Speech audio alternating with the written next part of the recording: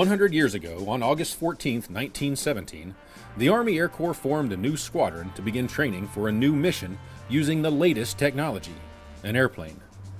Originally known simply as the Post Headquarters Squadron, this diverse group of 150 men set the stage for what was to become the second flying unit in the U.S. military.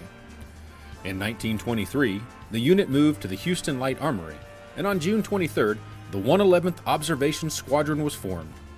In September of that same year, the 111th moved to Ellington Field and received their first aircraft, the Curtiss JH-6 Jenny.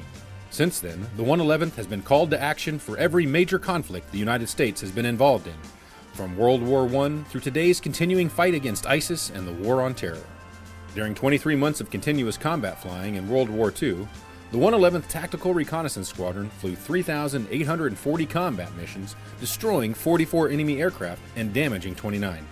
Lieutenant V.S. Rader, the squadron's only ace during the war, flew 80 missions with 6.5 kills.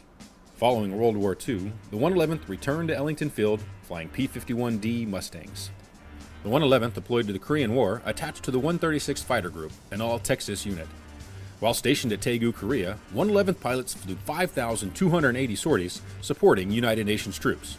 In September 1953, the 111th entered the jet age when they received F-80s and the new T-33, and was redesignated the 111th Fighter Interceptor Squadron. In May 1958, the 147th Fighter Interceptor Group was formed to support the 111th Fighter Interceptor Squadron. In 1960, the unit transitioned to the F-102A and began a 24-hour alert mission to guard the United States Gulf Coast. 1982 brought a new aircraft to the 147th, the F-4C Phantom, and 7 years later, in September 1989, the 147th transitioned again, this time to the F-16 Fighting Falcon. Following the terrorist attacks on the morning of September 11, 2001, 4 F-16s launched from Ellington Field to escort President George W. Bush on board Air Force One. In August 2005 and April 2007, the unit deployed to Iraq to conduct combat operations in support of Operation Iraqi Freedom. In June 2008, the 111th was redesignated the 111th Reconnaissance Squadron and transitioned to the MQ-1B Predator unmanned aerial system.